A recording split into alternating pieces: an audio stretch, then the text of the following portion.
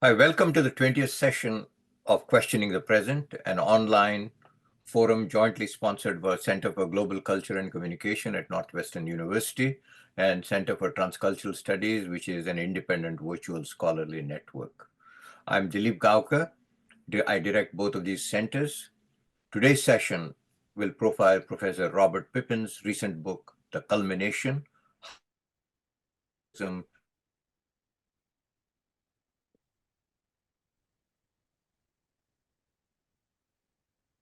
which scholar respondents, Professor Peter Gordon, Andreja, Novakovic, and Mark Alznauer.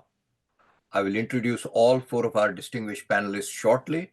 Before that, let me state the protocols governing the online Zoom session. Our webmaster is Vidura Bahadur on the left corner, depending on how your computer is configured. A graduate student associate of CGCC, he will handle the web. This session is recorded for archival purposes and will be released to the public in a day or two upon securing the permission of our four scholars assembled here today. Session will unfold as follows. After my quick introduction of all four of our scholars, the Professor Pippin will introduce his book, The Culmination, for about 20 to 25 minutes, followed by the three respondents, Professor Gordon, Novakovic, and Alznauer, in that order. Each respondent will have 12 minutes to deliver their comments, followed by a response by Professor Pippen to his respondents for about 10 minutes. After his response, we will start a question and answer session, beginning with a quick comments by the three respondents. As for the question and answer session, please either raise your hand by using the reaction function on your screen or send message to Vidura indicating that you wish to ask a question by using the chat function. You may also write the question in the chat for Vidura to read the audience and to the relevant panelists. That covers everything as far as the protocols are concerned. Now the introductions, which I will keep to minimum. Professor Robert Pippin is the Evelyn Stephenson Neff Distinguished Service Professor in the Committee on Social Thought and the Department of Philosophy at the University of Chicago. He is the author of several books and articles on German idealism and later German philosophy, including Kant's Theory of Form, Hegel's Idealism, Modernism as a Philosophical Problem, Idealism as Modernism. In addition, he has published on issues in political philosophy, theories of self-consciousness, the nature of conceptual change, and problem of freedom. He has also written extensively on the philosophical issues and concerns that emerge and are addressed in art, literature, and film. He wrote in 2000, a book on Henry James called Henry James and Modern Moral Life. And 21 years later, he published a book on metaphysical exile on the South African writer J.M. Coteje's Jesus Fictions. He has also written 5 books, and it turns out he's on to the 6th book on film. My favorite among those 5 books, 6th one I haven't looked at it yet, is Fatalism in American Film Noir, Some Cinematic Philosophy. His broadly humanistic work has earned him many awards and recognitions. He is a winner of the Mellon Distinguished Achievement Award in Humanities. He has the rare distinction of holding the Alexander Humboldt Fellowship twice, and he has been a fellow also at Wissenschaft College in Berlin. He is a fellow of American Academy of Arts and Science and a member of American Philosophical Society. He is also a member of German National Academy of Arts and Science. With that, I move on to our first distinguished respondent, Peter E. Gordon. He's a Amabel B. James Professor of History at Harvard University. He's also a faculty fellow in the Department of Philosophy and Department of Germanic Languages and Literature. Primarily a scholar of modern European social theory, he works chiefly on the theme in continental philosophy and social thought in Germany and France in the late modern era, with an emphasis on critical theory, Western Marxism, the Frankfurt School, Hegelianism, and related topics in phenomenology and existentialism. His first book, Rosenzweig and Heidegger, Between Judaism and German Philosophy, published in 2003, has received 4 international awards. Unfortunately, I can't identify all of them due to time limitation. The second book, Continental Divide, Heidegger, Cassirer, and Devos, received Jacques Barzun Prize from American Philosophical Society. And he wrote a third book, Adorno and Existence, in 2016, published by Harvard University Press.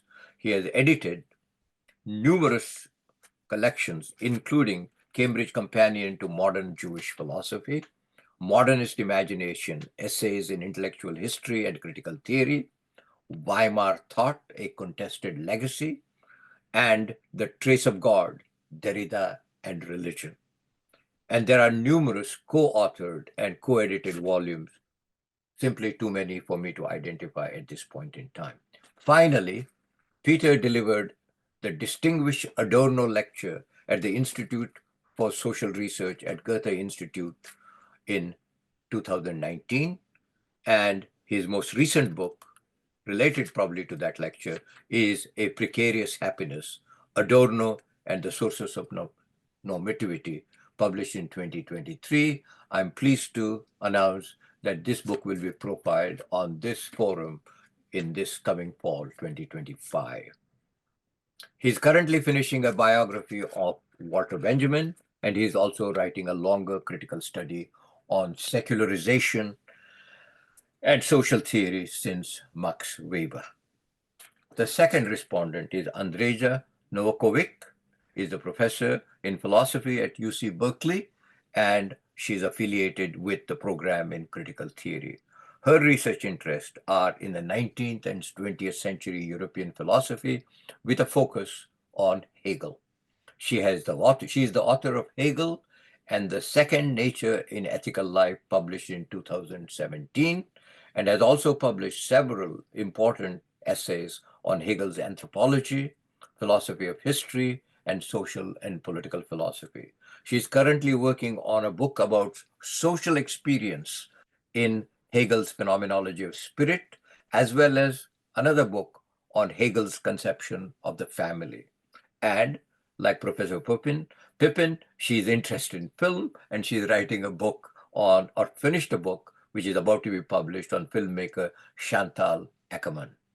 Finally, the third respondent is my colleague, Mark Alznauer, specializes in the 19th century philosophy, especially the work of Hegel. His interests include history of metaphysics, practical philosophy, social theory, and aesthetics. He is the author of Hegel's Theory of Responsibility, and he has recently published a second project on Hegel's encyclopedia system, tentatively entitled Hegel's Sole Idea. Among his current projects are essays on the pragmatist critique of rationalism, on Weber's notion of value freedom, and on the legacy of historical materialism.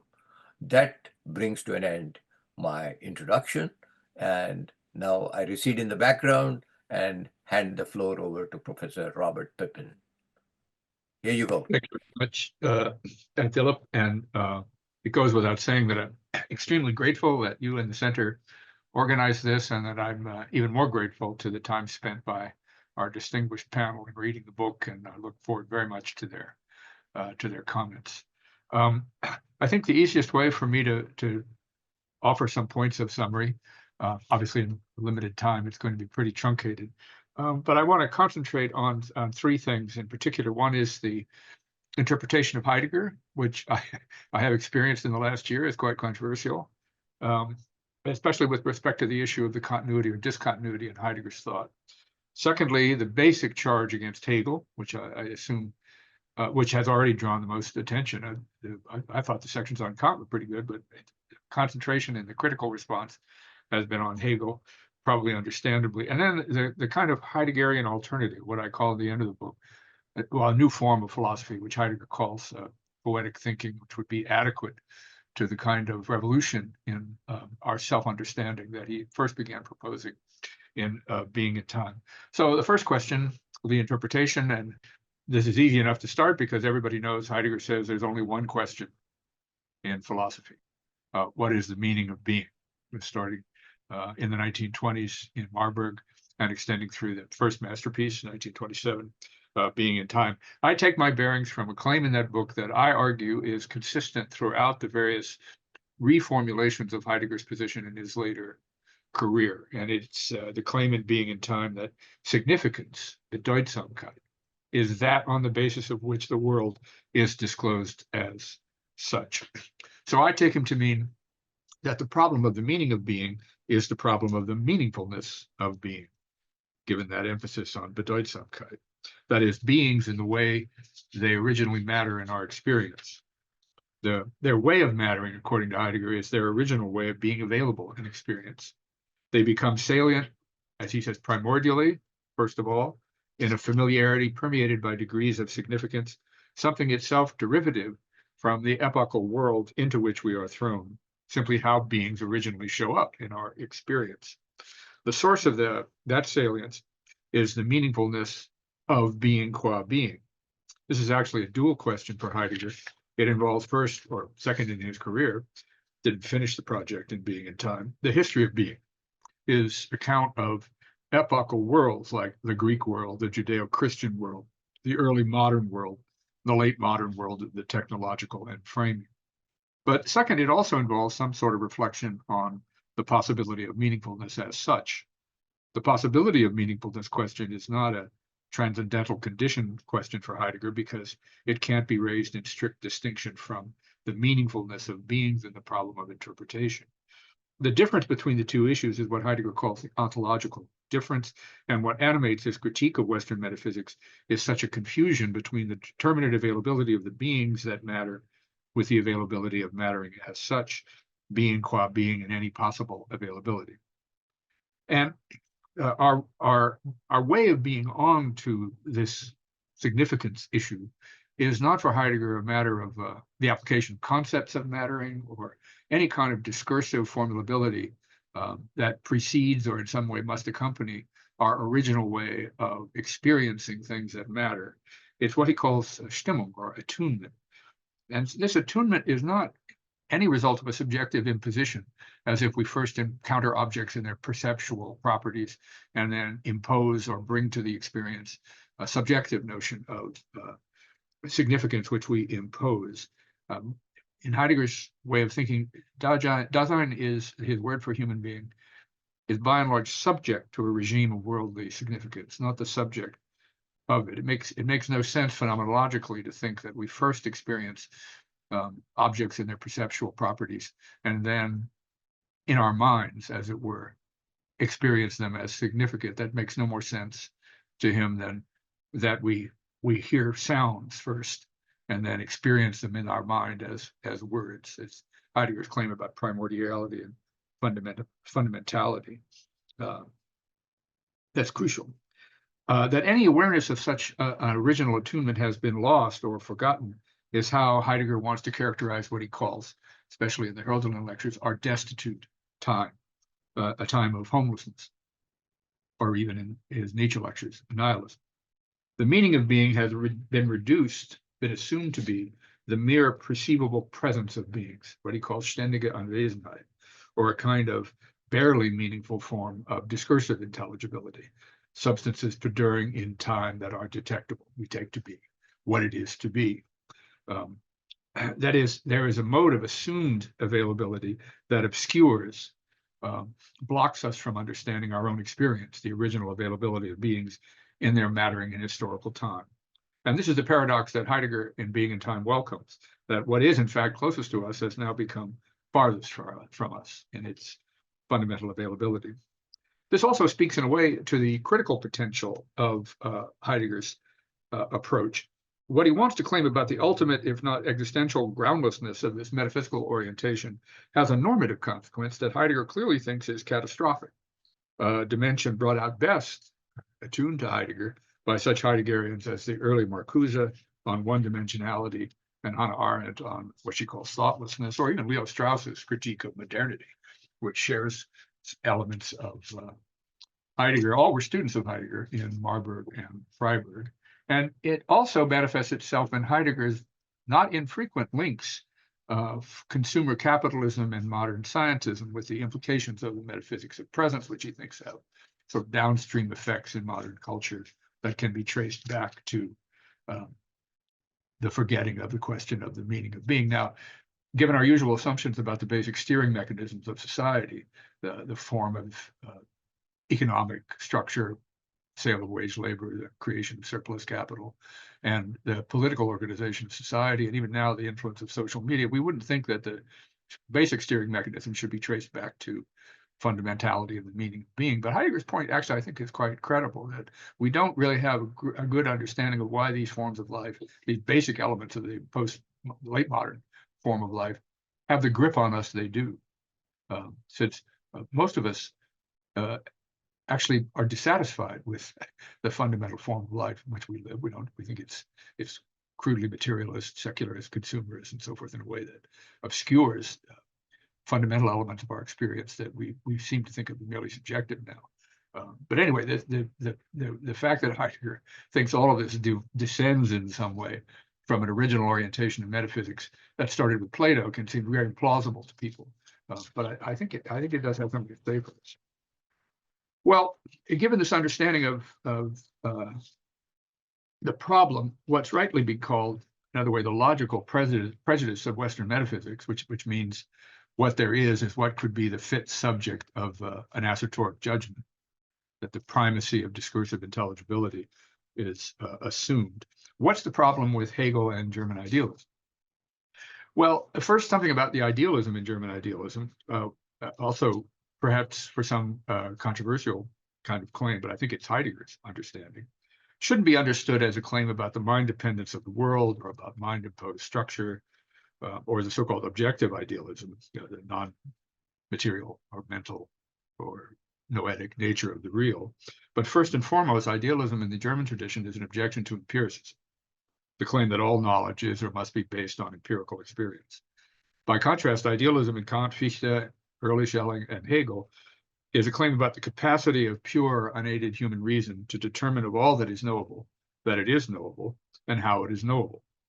Since this amounts to a claim about the normative authority of knowledge claims, undergirded by pure reason's enterprise, and since it is pure reason alone that demonstrates such normative authority, this must mean that human reason is to be understood in this tradition as self-authorized, tribunal unto itself. And Heidegger notes in his Kant book, this idealist move results in a paradoxical self-reflection, what he calls a philosophical laying of the ground of philosophy. Heidegger is echoing the Kantian claim that in pure critique, to quote Kant, we are dealing with what reason brings forth entirely out of itself. In the Hegelian version, that'll ultimately be the main focus, or is the main focus in the book.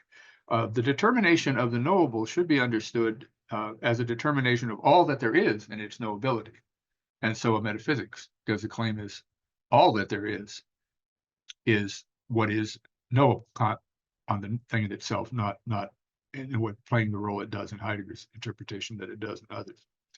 Especially true of Hegel. The determination of the knowable is not for Hegel the determination of a limitation, as if a limitation is just the knowable for us. This self-determination by reason of its own requirements is, according to Hegel, as in his famous phrase, absolute. And so a determination of the absolute of all that is finally articulated knowably, and that leaves nothing out. Reason's self-imposed requirements define and delimit all that there is and can be.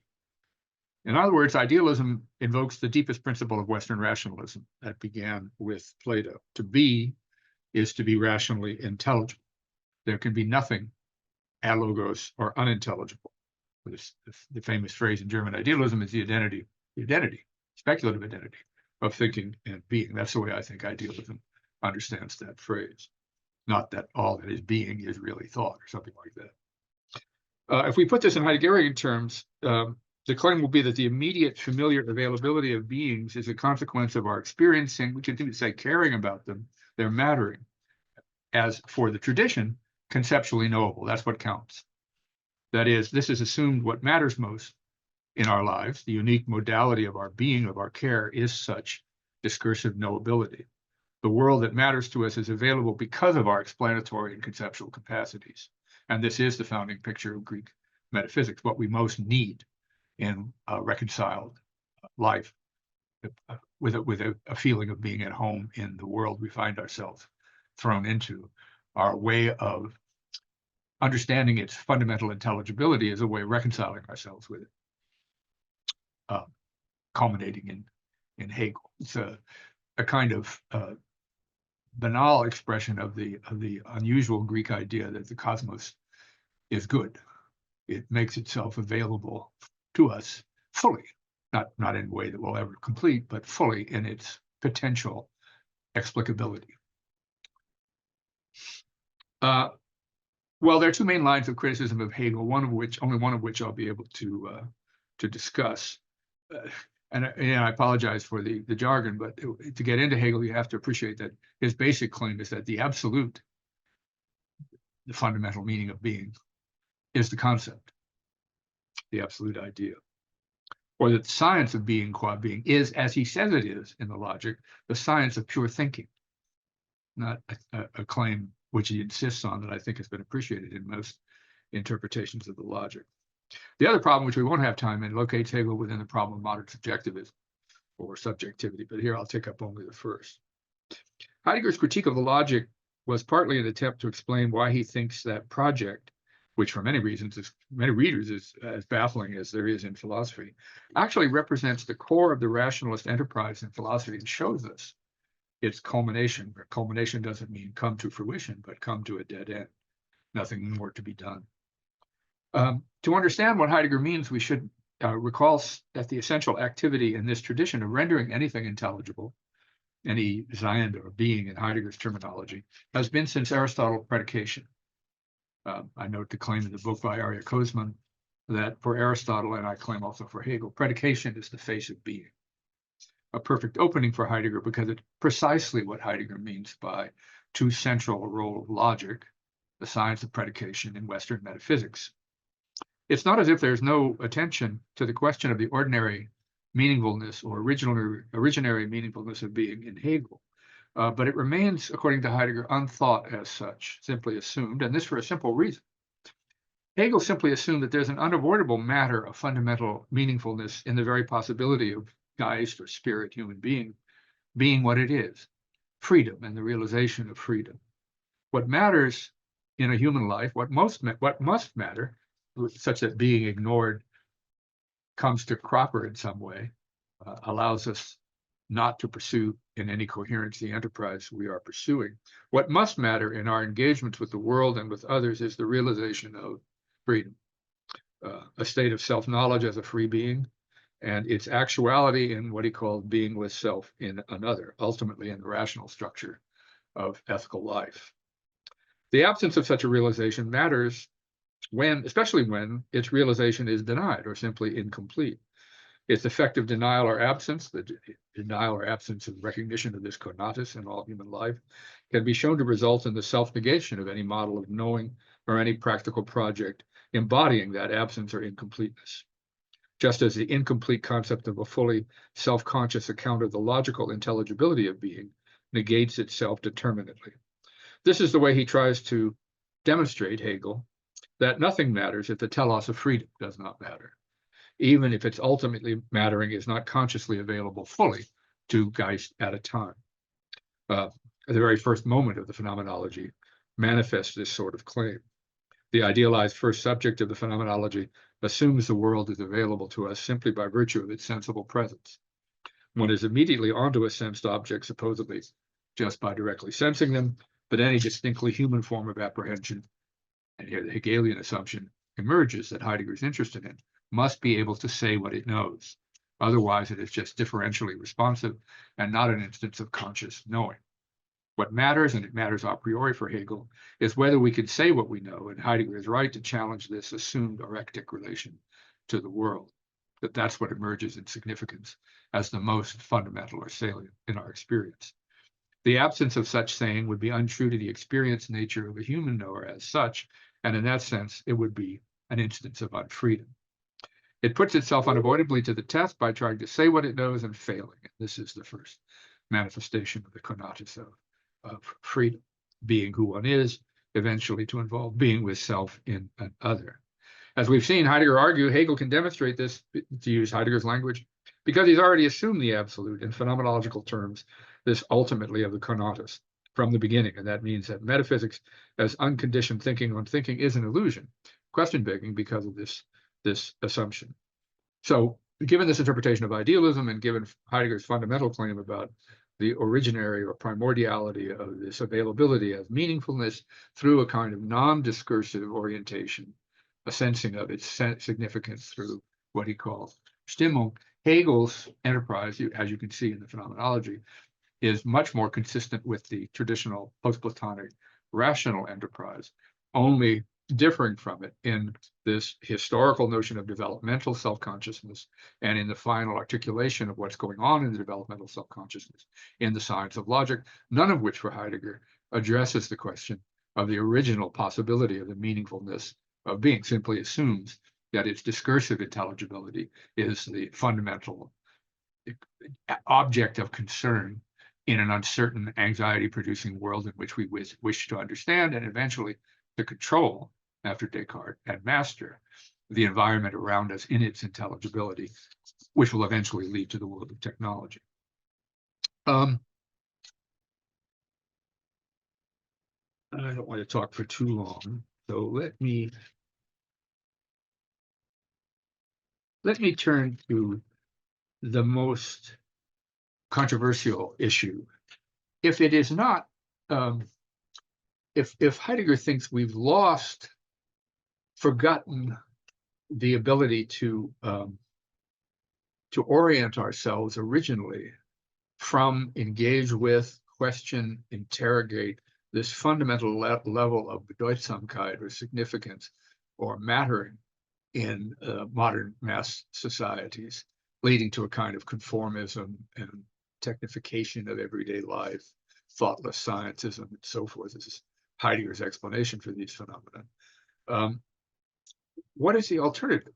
Well, their claim in the book, and I'll sort of end with these remarks, the claim in the book, I can't talk long enough, is that there's something to Heidegger's encouraging us to think of the fundamental task of philosophy, not as analytic, not certainly as restricted to the analysis of concepts, the attempt to state the necessary and sufficient conditions for the meaningful content of content was still pretty much the core of not just Anglophone, but in increasingly most philosophy in the world, but interpretive. Interpretive in the sense in which Heidegger defines it originally in being and time and extends it throughout his history of being. But interpretive means not a kind of paraphrase of mattering into discursive form. That would be inconsistent with, or at least partly inconsistent with his enterprise. So the question most people have about Heidegger is if the disclosure of being in an original mode of availability isn't discursive predicative, isn't formulable in discursive form, what is it that's disclosed? The most famous criticism of Heidegger on this story is Ernst Tugendhat's long ago, that if something is disclosed and we can't say what it is, its truth conditions don't even apply. We could say anything we want. I mean, this is like the famous response to Wittgenstein's claim that that of which we cannot speak, we should stay silent. And the response is, if you can't say it, you can't say it, and you can't whistle it either. So the objection to Heidegger is that he leaves us with a kind of swarm of indeterminacy. But in a way, if you just think about both everyday life and things like the interpretation of literary works or cinematic works, we function with a kind of indeterminacy, a refusal in a way to formulate things that have explicit bivalent truth conditions. Whenever we try to understand what somebody means by saying that, what they mean by not showing up, what this collective decision really meant, given that its official proclamation of itself is not convincing. And the same thing with literary texts, where the idea of paraphrasing something like the meaning of the text, understanding what it is to experience the text in discursive formulations always seems banal and reductionist. And then what do we do in interpretive activity? Well, Heidegger's phrase is something like very often hinweisen, we point in a way. If you're thinking of teaching to students, for example, it's a matter of articulating elements in your experience of the poem that will help them re-experience the poem in perhaps a deeper other way, not in terms of a kind of conceptually guided interpretive journey through the poem, but to awaken, Heidegger's favorite word, a sense of significance that we would not otherwise have appreciated. That can't be done discursively by paraphrase. So I think there is something, and it has to do with work on literature and film, that I think is essential to philosophy. Life is lived first personally, and philosophy doesn't have much access to the kind of first personal dimensions of life that Kant, with his thesis about the priority of practical reason, put on the agenda for philosophy in a very limited way, but it opened up a way of articulating the autonomy of the personal point of view, the first personal point of view, what it's like for me to confront an action or a problem or a dilemma or a crisis or something like that, that Heidegger reanimated with what became first a kind of whole popular series of existentialist beliefs by others, but which Heidegger always rejected, since his main problem is this question of the fundamentality in philosophy of the meaningfulness of being, the fact that it's not discursively available, and therefore the need for philosophy to find different ways of re-articulating what could be disclosed for us now as Bedeutsamkeit, significance. I think I'll stop there rather than prattle on, because I'm very interested in hearing what others have to say. Thank you, Robert. Okay, now we move on to Professor Peter Gordon. Thanks so much. Can you hear me okay? Yeah. Okay. Let me begin by saying it's a pleasure to engage in this conversation with Robert Pippen. Although I came to know him personally only a few years ago, I've been learning from him for a long time, from his study of Hegel's idealism to works such as Modernity as a Philosophical Problem and After the Beautiful. His most recent book, The Culmination, strikes a strong chord with me, both personally and intellectually, and I read it with real excitement. In my very brief time today, I'll take up three themes that stand out for me. They're braided together, as I'll try to explain, and they are Heidegger's concept of idealism, Heidegger's theory of meaning, and Heidegger's cultural politics. So first, I'll address the question of idealism. In section 43 of Being and Time, in the well-known discussion of idealism and realism, Heidegger aligns himself with idealism, at least as a matter of general orientation. He writes, as compared with realism, idealism, no matter how contrary and untenable it may be in its result, has the advantage in principle. This is so, he explains, because, quote, idealism emphasizes that being and reality are only, in scare quotes, in the consciousness. Now, that's a striking claim. Note that Heidegger places the phrase in the consciousness between inverted commas as if to convey his distaste for the cognitivist subject it implies. He gives with one hand what he takes back with the other. Despite that ambivalence, he endorses idealism with good reason. He concludes this way: if what the term idealism says amounts to an understanding that being can never be explained by entities, but is already that which is transcendental for every entity, then idealism affords the only correct possibility for a philosophical problematic. Now, Pippin's, of course, familiar with this passage and the readings it's inspired. He even quotes this passage on page 161 of his book. Important works such as Heidegger's Temporal Idealism by Bill Blattner have argued, convincingly, I think, that Heidegger was not thoroughly opposed to idealism because he understood that it captures a basic truth. We do not confront a world as an array of present-at-hand objects without meaning. We encounter it as an environment, a context of significance and concern. But this context of Weltlichkeit, or worldhood, is conditional upon our own Seinsverständnis, our understanding of being. Absent this understanding, there might still be entities, of course, but they would not be disclosed. Dasein's understanding of being is therefore a kind of transcendental condition in the Kantian sense, and this is the gist of the passage I've just quoted. Now, of course, Heidegger doesn't wish to endorse the intellectualist and rationalistic prejudices that disfigure Kant's transcendental idealism. He thinks he has avoided those liabilities with the claim that Dasein is not a disengaged mind that confronts a world of appearance. It is instead an engaged and ongoing event. It finds itself caught up in the very practices by which the world is disclosed. But it follows that the disclosed world may not be mind dependent, but it is in a very deep sense Dasein dependent. In Basic Problems, Heidegger confirms that idealist insight.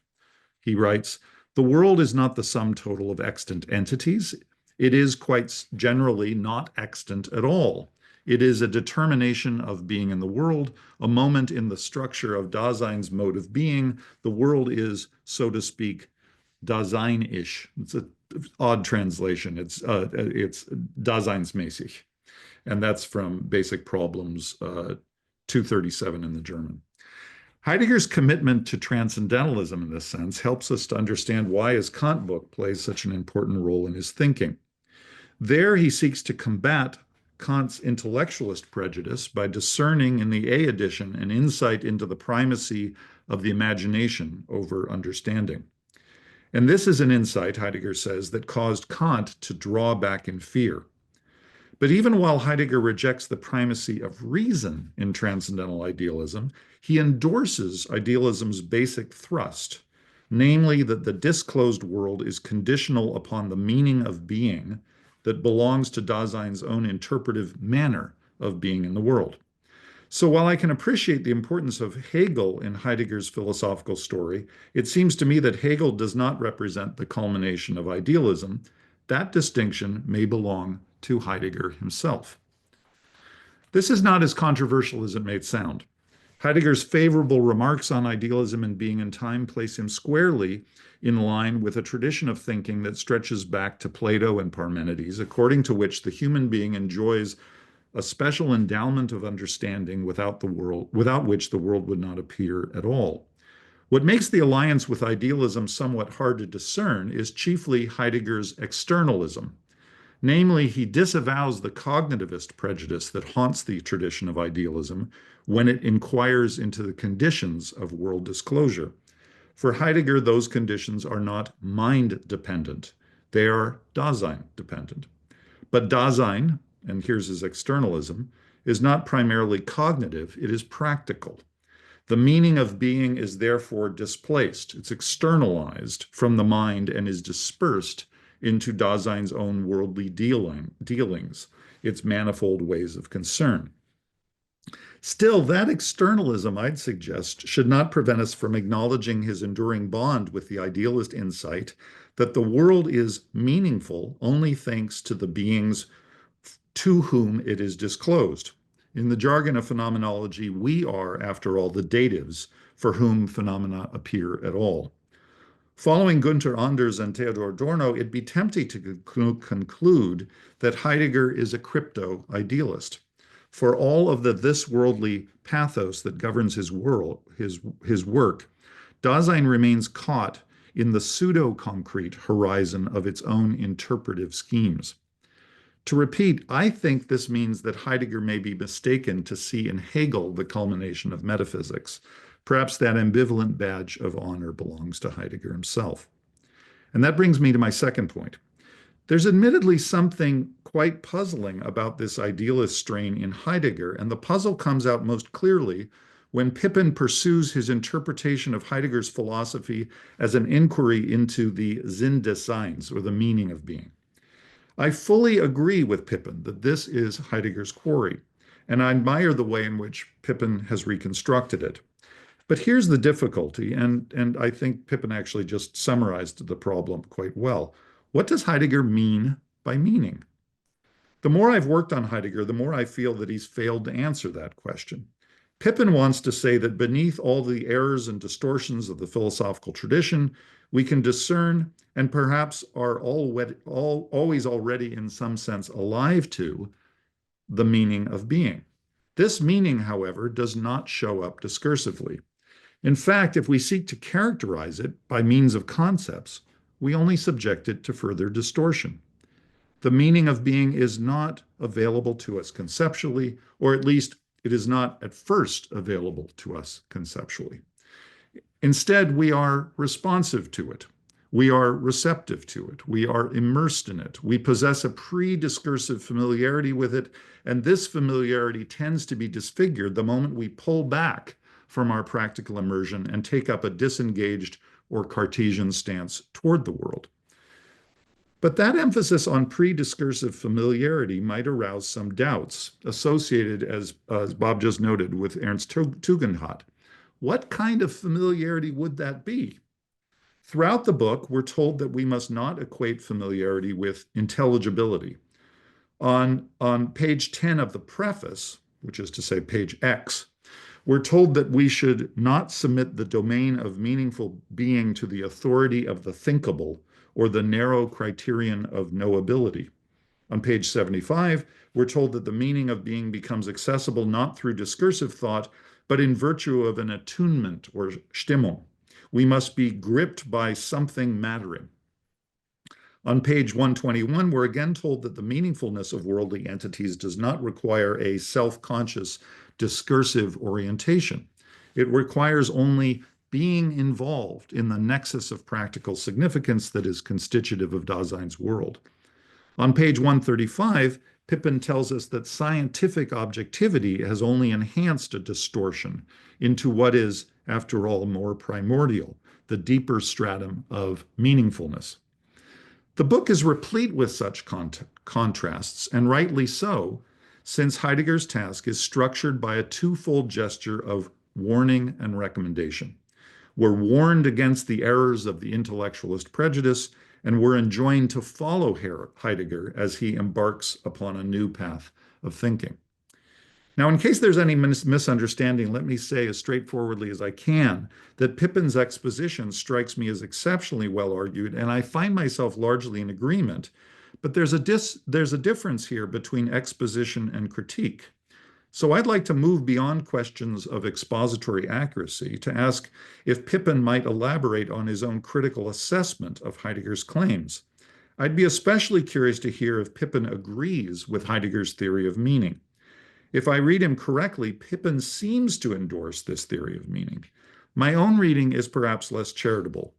The strong contrasts that serve as the infrastructure to the Seinsfrage all direct us to a paradoxical claim, or I find it paradoxical, that Dasein knows more than it can know and thinks more than it can think.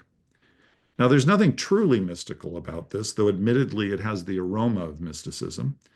It seems that for Heidegger, and perhaps for Pippin, that deeper stratum of meaningfulness lies beyond the reach of the discursive mind.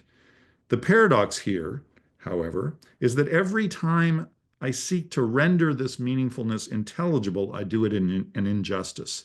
I taint it with the rules of logic that have held sway throughout the metaphysical tradition. To escape this paradox, I must slacken the grip of my own conceptual schemes. I must open myself to what Hartmut Rosa calls resonance, my responsiveness to primordial meaning. If I'm not mistaken, Pippin readily embraces this paradox. On page 188, he tells us that we need to reconceive philosophical thinking as something other than discursive rationality. But I'm not certain that this conveys the true strangeness of Heidegger's argument. Let's suppose that we go at least halfway and agree to reject rationality in the narrow sense. Even if this were so, we might still hold fast to a standard of meaning that permits us to say that meaningfulness, after all, must mean something to us. What comes into the horizon of familiarity must be intelligible to us in some way, or we could not say that it has entered our world at all. At times in his book, Pippin seems to admit this point. He writes that, quote, "There is still no sense to the question of the meaning of being except with reference to the being for whom beings for whom things can mean at all. That's at page 188. And I like that statement. But I want to know what it could mean for things to mean at all when they lie behind, beyond our conceptual apparatus. One possible answer to this question is to be found in Heidegger's method of formal indication. All the same, I suspect that the things that we can point to as meaningful using even that method will end up having meanings that would, after all, be intelligible, or they will just not count as meaningful. The question must be, can meaningfulness constitute a meaningful horizon, but resist being available to us as meaning? Pippin raises a similar question at the very end of his book, but he does not provide a definitive answer. On page 217, he asks, is there or is there not a form of non-discursively available meaningfulness in human experience? End quote. My question for Pippin is quite simple. What does he think? For me, the fear that the world will always suffer distortion when it's brought into the horizon of intelligibility is simply one step too many. It verges on a kind of experientialist irrationalism or apophatic theology. And on a related matter, isn't poesis discursive in some sense? What would it mean to deny its discursive character? Is attunement wholly unavailable for articulation? Surely it is in some sense, or the entire existential analytic might founder in performative contradiction. Thirdly, and finally, let me touch for only a moment on Heidegger's cultural politics. I admire this book tremendously, but at this late date, I find it hard to take instruction from Heidegger on matters that pertain to how we should live our lives. The problem can't be confined only to the dismaying and obvious record of his political conduct during the Third Reich. That's only the very surface of the problem, and maybe we could slip free of that particular difficulty. We could follow the esteemed French sociologist Gisèle Sapiro and draw a distinction between author and work. On page 162, there's a telling footnote in which Pippin seems to draw just that distinction. He expresses his vain wish that Heidegger had behaved more admirably. I share that wish. I also wish that in the Black Notebooks he had not said that the errors of the technological age were to be blamed on world Jewry, and I wish he had not blamed the Jews for their own self-annihilation or Selbstvernichtung. Of all the loathsome statements in his work, that may rank among the very worst, since it amounts to blaming the victims for their own deaths. Still, unlike those who, Heidegger and others, supported the Nazi regime, and unlike those who burned books in May 1933, I don't think it's at all useful to burn or even banish philosophical works because their authors were unpleasant. The difficulty, however, goes much deeper. Even when the topic is not explicitly political, Heidegger's written legacy comes to us freighted with cultural commitments that are not easily separable from his philosophy. To any student of German thought, these commitments are well known, and they express an attitude that may itself elude summary. Let me call it provincialism, romanticism, artisanal holism. In his essay Wozu Dichter, from which Pippen quotes on page 212, Heidegger quotes lines by Rilke that betray a similar posture of nostalgia for the well-knit comforts of his grandparents' world with its familiar steeple and its local well. These objects of everyday concern are of infinite value, and they are menaced by the intrusion of ersatz objects introduced from America. This nostalgia may strike us as merely naive or lacking in sociological self-consciousness, but I think it's something worse. It belongs to a genre of high-minded kitsch. Adorno was among the deracinated urban intellectuals who damned Heidegger for this kind of thing, and perhaps with good reason. The difficulty here is that what I'm calling Heidegger's cultural politics can't be easily dismissed, since I think it refers to the very same web of provincial familiarity that we're calling meaningfulness. There's no bright line, in other words, between the cultural provincialism that made Heidegger so anxious about Americanism or Judaism or any foreign encroachments on his quiet Lebenswelt, and the ontological provincialism that structures his philosophy. So I'll conclude with a final question. What if there is a connection between this provincialism of meaning in Heidegger and the persistent bond with idealism I mentioned when I began? If Heidegger is right that the idealist tradition has led us into error, then it would follow that we would be justified in examining Heidegger's philosophy for the idealist patterns that contributed to its own errors. And with this suggestion, Pippen will recognize, I think, that I've just repeated Adorno's verdict. Idealism already prepares the way for domination. I'll borrow a phrase here from Habermas and close by saying that when we read Heidegger today, we must think with Heidegger against Heidegger. And I'd like to hear what Pippen thinks about that proposal. Thanks. Thank you, Peter. Now we move on to our second respondent, Andreja. Floor is yours. Great. Thank you so much. So thanks to Dilip for the invitation and to Robert Pippin for writing this rich and rewarding book. In my comments today, I'm going to limit myself to Heidegger's critical engagement with Hegel. And I will first summarize what I took this criticism to be, and then I will raise two broad questions. And just to anticipate, my first question is going to be, is Heidegger's criticism of Hegel internal or external, a criticism that Hegel would have to accept given his own commitments, or one that he wouldn't have to accept? And my second question is going to be, aren't there more affinities between Heidegger and Hegel than Heidegger and maybe even Pippin wants to acknowledge? So I'm going to start with the criticism. According to Pippin, Heidegger is right to describe Hegel as the culmination of a tradition that began with the ancients and sort of specifically with Plato. This tradition is characterized by two theses. And the first thesis is that to be is to be intelligible, and as Pippin puts it, ultimately in principle knowable. And the second thesis is that the domain of the knowable exhausts the domain of all possibly meaningful being. For Heidegger, these two theses cannot be pried apart, because a view about what it is to be is in effect also a view about what constitutes the meaning of being, and so in effect, a view that circumscribes possibly meaningful being. And we should think of Hegel as the culmination of this tradition because in his Science of Logic, Hegel presents the concept as self-sufficient and absolute. So Hegel's concept of the concept implies that there can be nothing external to it, and this would make the concept exhaustive of the domain of being and hence of the domain of meaningful being. To put this slightly differently, Hegel is accused of thinking that when we relate to any entity, we relate to it as something knowable, and also as something that is meaningful insofar as it is knowable or because of its knowability. Although Pippin does not always agree with the details of Heidegger's interpretation of Hegel, he agrees with Heidegger's general assessment of Hegel's place and of his limitations.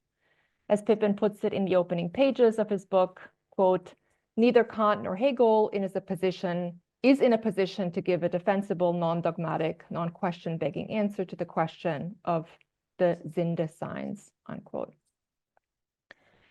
So my first question is Heidegger raising an internal or an external criticism of Hegel? So Heidegger's first criticism concerns Hegel's identification of being and thinking. And according to Pippin's reconstruction, the problem here is that this identification of being and thinking is an unexamined assumption.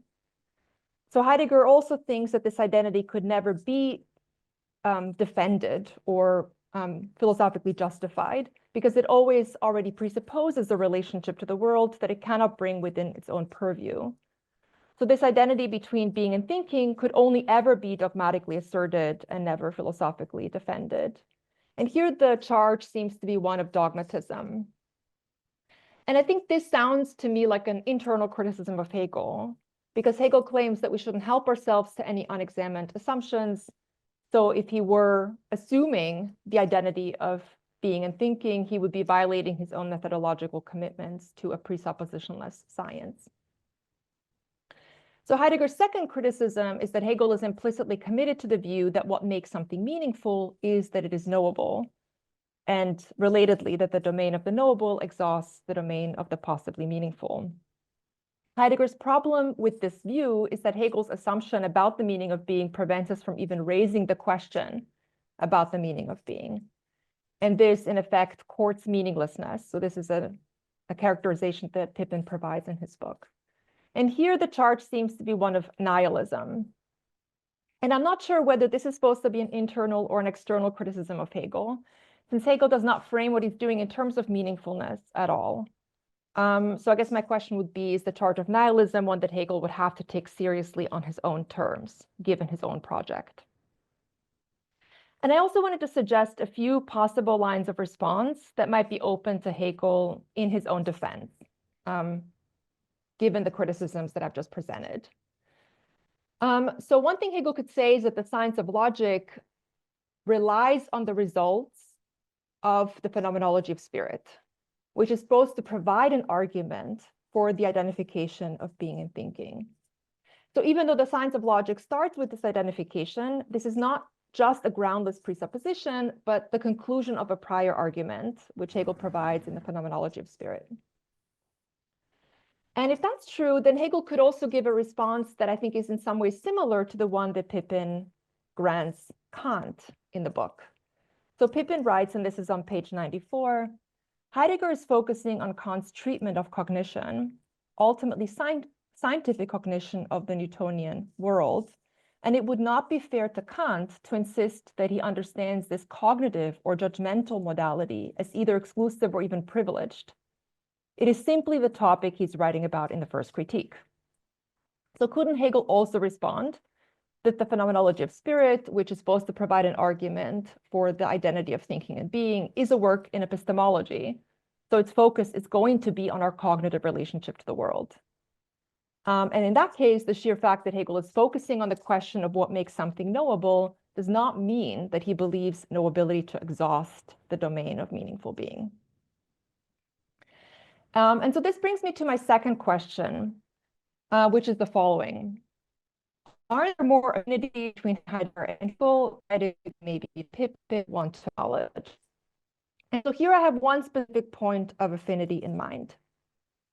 Pippin emphasizes that Heidegger takes our cognitive relationship to the world to be founded or based on a deep and immediate familiarity with the world that is always already presupposed. And so one characterization he gives of it is on page 55, where Pippin writes, there is some sort of experiential attentiveness to such manifestness, and this attentiveness is preconceptual, and that will form one of the most important points of contrast with the German idealists. So Heidegger's insistence on the priority of this deep and immediate familiarity is supposed to stand in contrast with the picture that we get in Hegel. So according to Heidegger, our most fundamental or foundational relationship to being is to be, as Pippin puts it, immersed in the field of significances. By contrast, figures like Hegel assume that our most fundamental relationship to being is conceptual, reflective, or cognitive. And here I think that these terms are being identified. It seems to me like they're being identified. Conceptual, reflective, and cognitive are treated as continuous with each other. But it seems to me that Hegel places a lot of emphasis on a deep and immediate familiarity with the world. And he also believes it to be presupposed whenever we pluck something from a field of significances and treat it as an object of knowledge in a certain sense or in a certain respect. And here I'm thinking specifically of his argument, again, in the phenomenology of spirit, and less perhaps in the science of logic, though that might be debatable.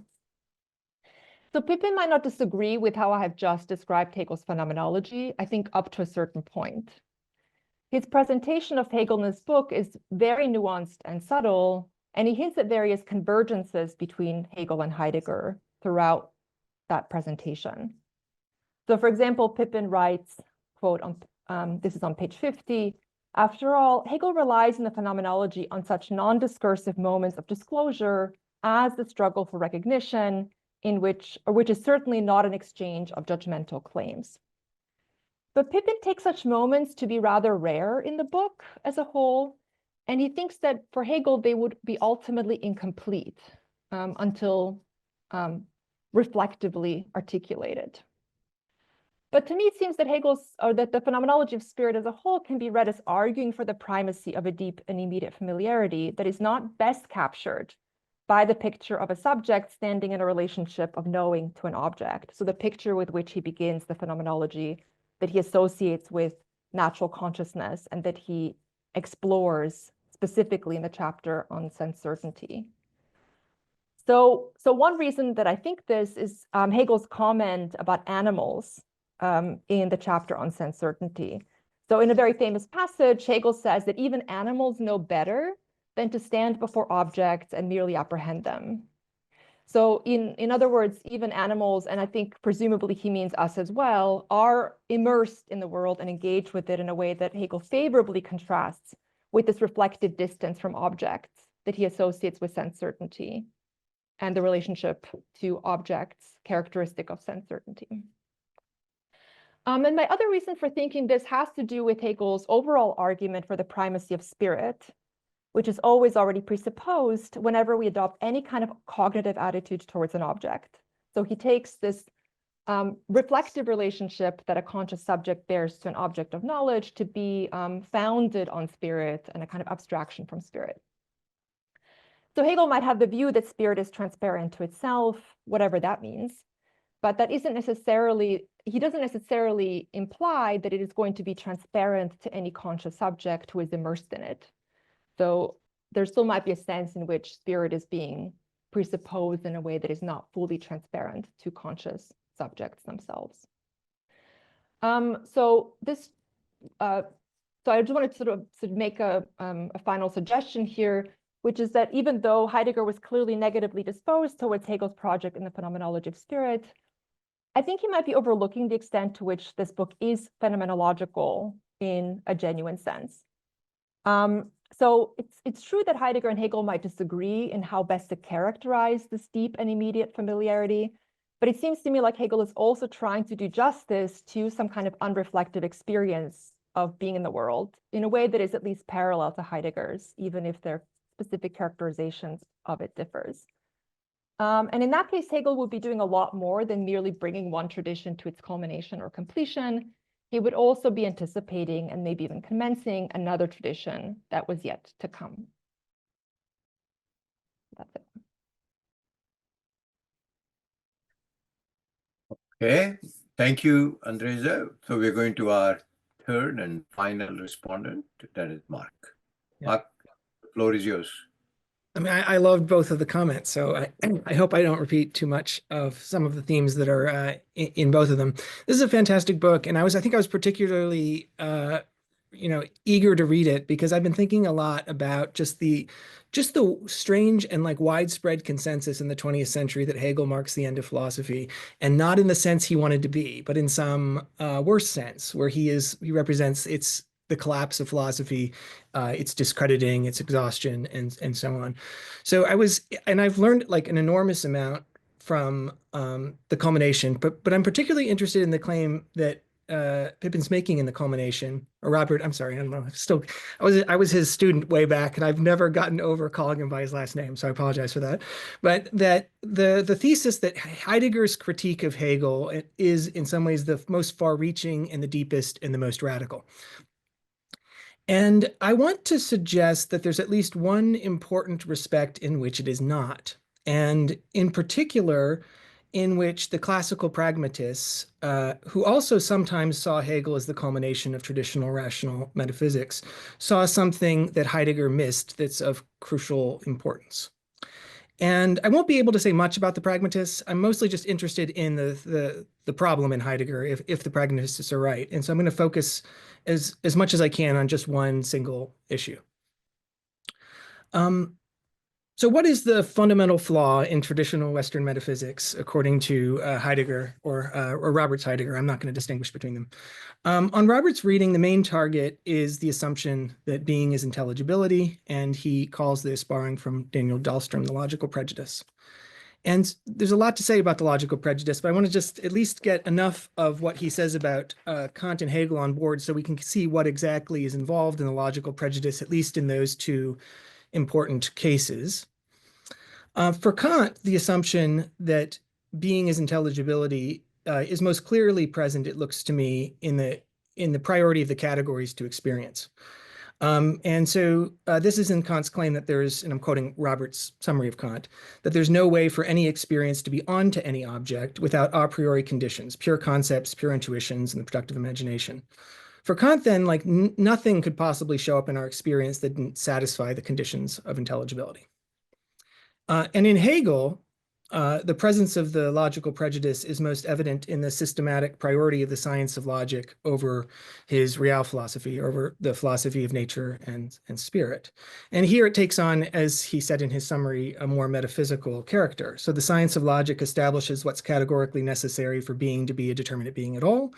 And then in the rest of the system, Hegel, and there's different versions of this, he derives or unfolds or does something similar to that, the various determinate shapes that this can take in nature and in spirit. And there are like lots of debates about how to understand these claims in Hegel and also in Kant. But I think Robert shows that these differences don't really turn out to matter much for Heidegger's critique. It's deep enough that it's going to hit even the most sophisticated versions of Hegel. So despite their differences, though, Kant and Hegel thus share the idea that nothing could exist in experience or in reality that didn't satisfy the conditions of intelligibility, and that the conditions of intelligibility can be articulated to some degree independently of experience by pure reason. I mean, there's qualifications you have to make about what kind of independence we're talking about. From Heidegger's point of view, as Robert describes it, I think there's something that's definitely going wrong here, and there's something that's definitely going right here. And I think that the commentators have both emphasized that there's more of a continuity between Heidegger and the idealist or there's a surprising continuity that's worth sort of bringing out, as well as the difference. So the difference is the one that Robert's focusing on, which it has to do with the logical prejudice, and that's that they take for granted an answer to the question of the meaning of being, and that presupposition is that being must be intelligible.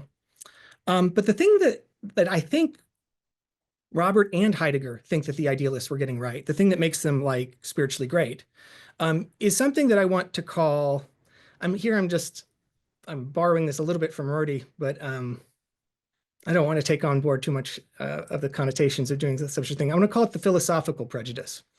And the philosophical prejudice is an insistence on the priority of some kind of empirically unaided thinking over the objects of experience or over beings.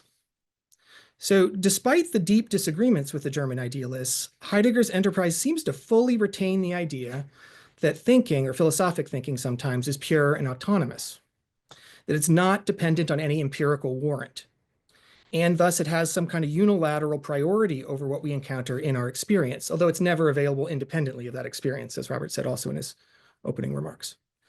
So philosophic thinking determines how or in what manner the specific beings we encounter show up. Now, it seems to me that this book just fully embraces that commitment or endorses that commitment in Heidegger, and it seems consistent with Robert's ultimate position, or what I take to be Robert's position. The ultimate view that I liked this part because I think it makes it very clear how the priority of thinking, the role the priority of thinking plays in Heidegger's account. That Robert gives us a picture where there's these three tiers, and at the bottom tier is like what we take beings to be in some particular historical world. And that depends on what he calls a regime of mattering, where there's some answer to the question of what the meaning of being is. And that depends at the deepest level on the history of being, or this clearing and lighting process, to use the more Heideggerian jargon. And so it follows, I think, from this basic three-tier picture, that the thing that's ultimately supposed to explain everything else, at least in their important philosophic respects, is the history of being, so the top tier, and that this cannot be explained by anything that shows up on the lower tier. So it can't be explained by scientific developments, economic transformations, political revolutions, artistic transformations, genealogies, new technology, but eventually, so any appeal to like an ordinary explanation, an ordinary or scientific fact or historical fact to explain why we've moved from one way of thinking about being to another would, I think, and this is a term that comes up a lot in the book, it would be question begging, since the very availability of the fact presupposes a particular answer to the question of being. So that relies on that priority of thinking claim. And I know I'm not the only one who thinks this, and I can't justify that, I can't refute Heidegger on this, but this just seems like Heidegger's painted himself into a really tight corner. so he makes it so that literally every first order question about beings or what being might be depends on the history of being. But the history of being is like necessarily inexplicable in any ordinary sense. So then you have the fate and mittens and all of the Heidegger, like the very difficult stuff in the late Heidegger. You're just forced into that because there's just no way you're going to explain what's happening with, like, in terms of any normal genealogy or history or anything like that. So what I want to suggest is it just seems to me that when you reject the logical prejudice, but you retain the priority of philosophy prejudice, then you're led to this like very unattractive dead end.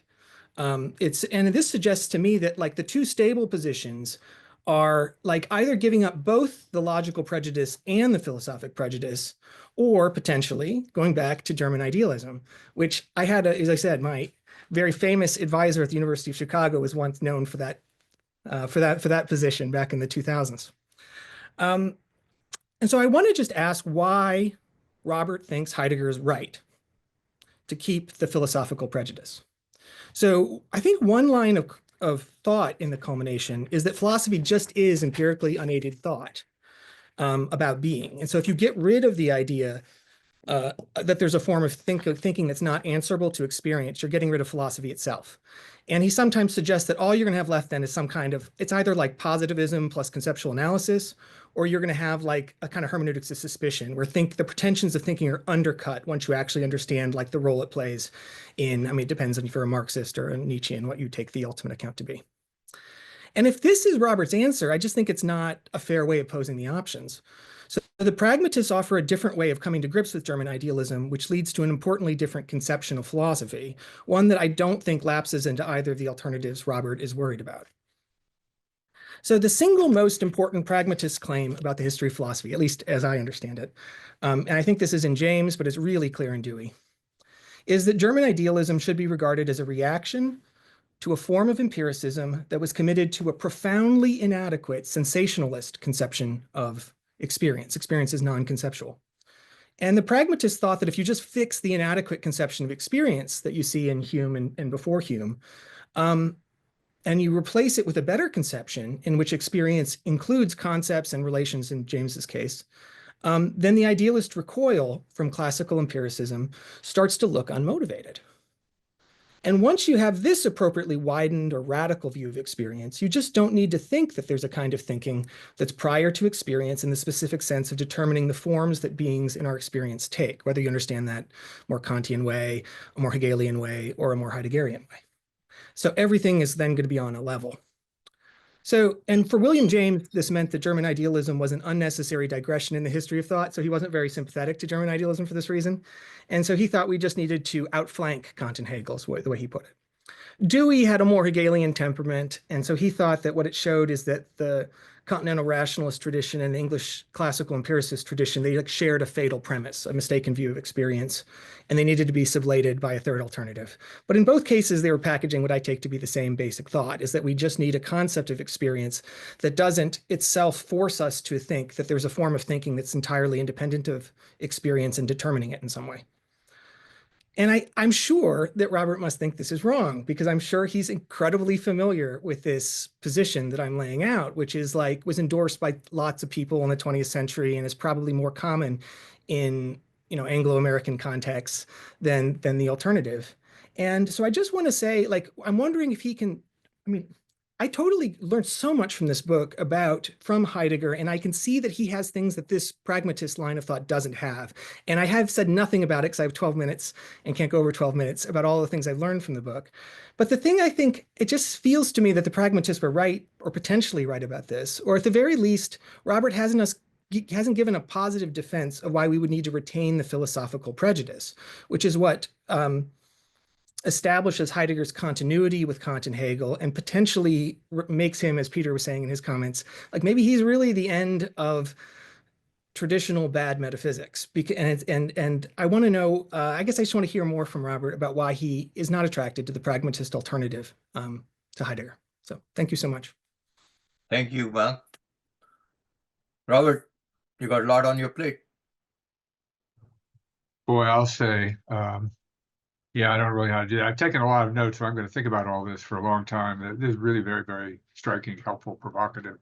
I'm really in everyone's debt, and I'm not going to be able to do justice to the remarks. Let me start with Peter and the 3 points. Idealism. Given that for Heidegger, the priority, the fundamentality, the primordiality of the availability of anything is this matter of the disclosing of meaning. It's naturally going to be the case that he also includes as a constituent element of experience the uniqueness of the only being for whom things can mean. So you can call that idealism to a certain extent, but it has two fundamental differences with the German idealist conception of idealism. One is that it has nothing to do with one very common interpretation of Kant, that the structure of the subject without which experience would not be at all intelligible is constitutive of experience by virtue of a kind of impositionism. Material from the sensible world is displayed in our intuitive access to the world, and then it's conceptualized actively in a way that means the world is only experienced within the limits of the conceivable by a finite human subject. So idealism in that sense is a Restriktionslehre, as the Germans say. It's a restriction doctrine, that we don't know things other than how we are so situated. And intuition, the space-time intuitions are simply, in some sense or other, a finitely empirical fact about the human subject, that we have only these ways of the world becoming available to us. So idealism in the sense of a restriction is not, or an impositionism or a restriction doctrine. Here Heidegger does agree with Hegel.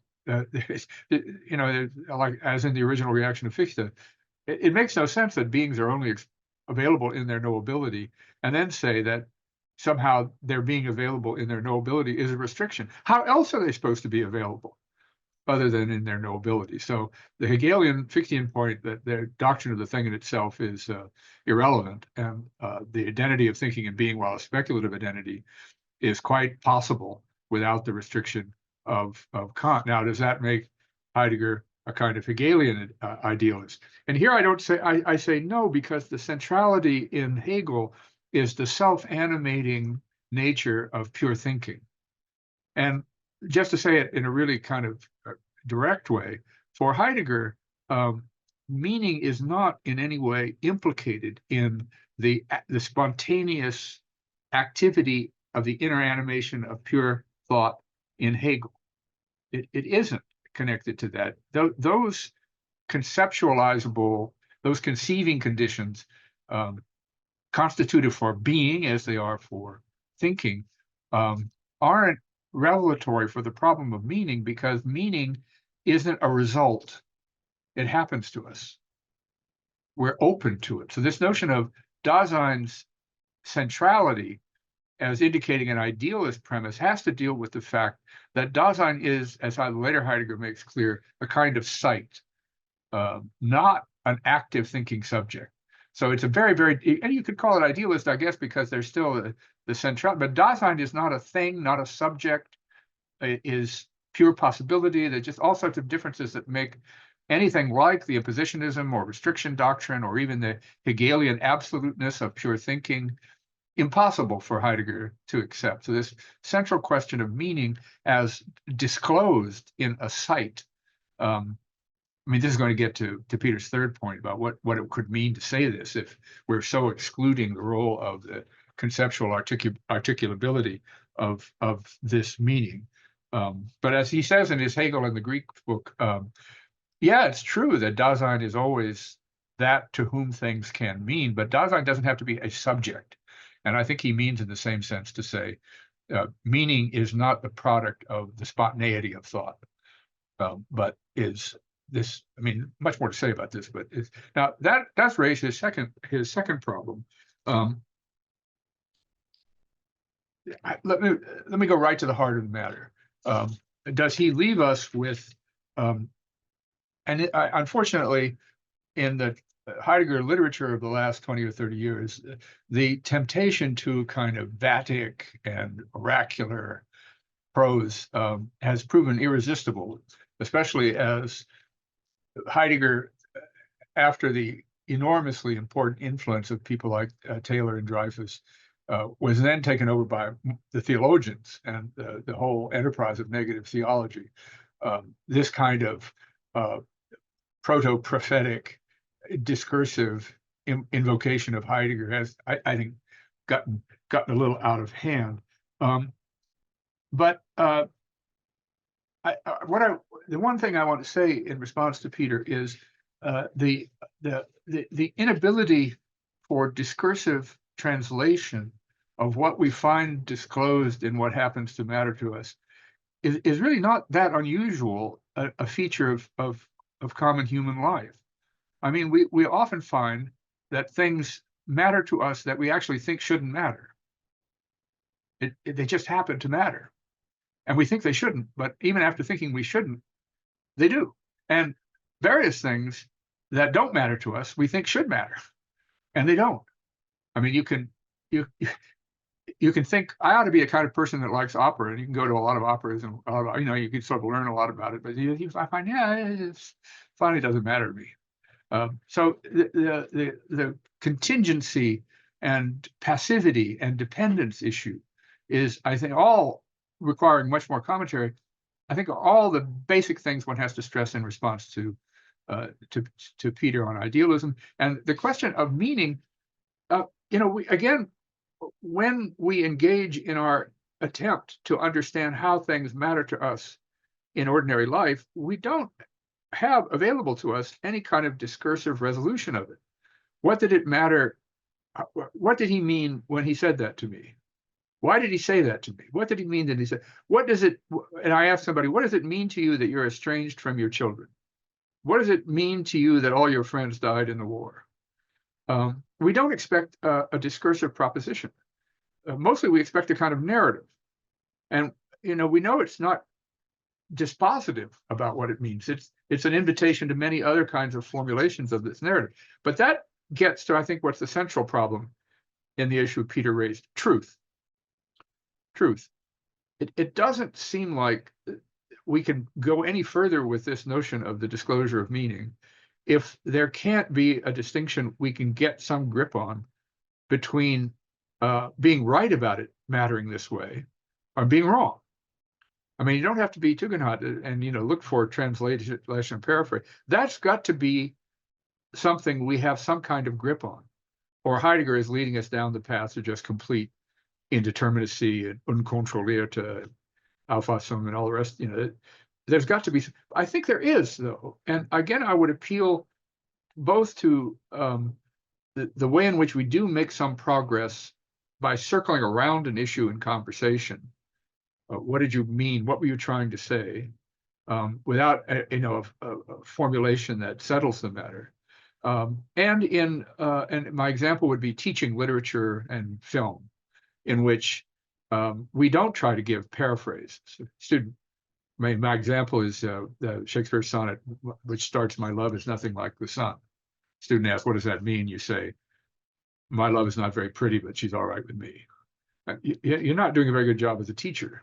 What you want to do is try to say things that, it is a kind of pointing that will encourage the student to re-experience the poem in a deeper way. None of that can be formulated, as Gadamer kept pointing out, in a method. There is no method to that. It's a different kind of activity. But I do think we sense, as in a film, we sense when a presentation is not credible and when it is credible, but we can't say why. But we're stuck with that. The central feature of human life that we shouldn't try to force into experimental psychology or some other form of, even in psychoanalytic terms, let's say. Now, ontological provincialism.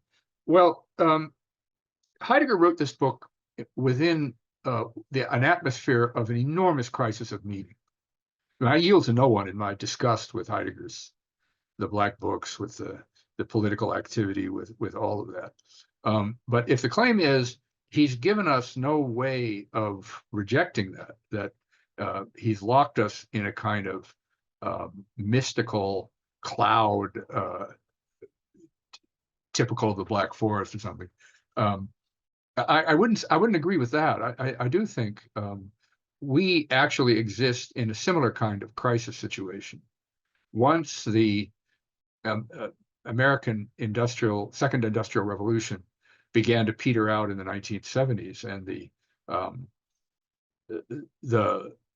enormous economic boom of the post-war years from 75 to the mid-70s began to deteriorate, and growth started to slow, and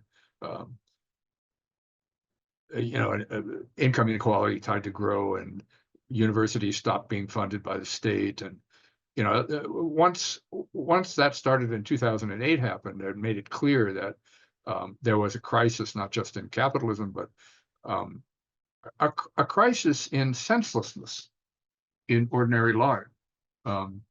Opioid addiction, unstable family situations, a kind of dishonorable indifference to the suffering of others in our community. There's now an unbelievable political catastrophe with an authoritarian government and a secret police and things that we would have never assumed imaginable. Why we are experiencing this crisis seems to me not directly a result, and going to something Mark said, not really available to ideology critique. The level of disaffection with the form of life we've created, whether acknowledged as not by the people who are miserable, is way beyond what the cycles of growth and collapse in capitalism are, or the colonization of the life world, or all of those things have at bottom a sense of a crisis of meaning that I think we ought to use Heidegger to try to get ourselves back into some way of thinking about, without buying Heidegger's history of being as it's been written, or without buying the implications he drew from it. Well, moving on to Andreja's, whether this is internal or external, I worry about this myself. I mean, one way of stating what you're suggesting is, why is Heidegger asking Hegel the question that's not his question? Doesn't a philosopher have the right to define a question and then approach it? And of course, Heidegger would say this can't be solved by giving Hegel a regional ontology. If you want to know something about the basic problem of the knowability of being, you want to work on that, fine. I'm just going to work on this experiential problem of meaning over here that you touch on in the phenomenology. But even in the struggle for recognition, the experiential disclosure about the problem of status that occurs, it only becomes stabilized in human life in stoicism, in skepticism, in the unhappy consciousness. It's not an original source of meaningfulness. It's a provocation to attempts at making it meaningful by a kind of discursive philosophy.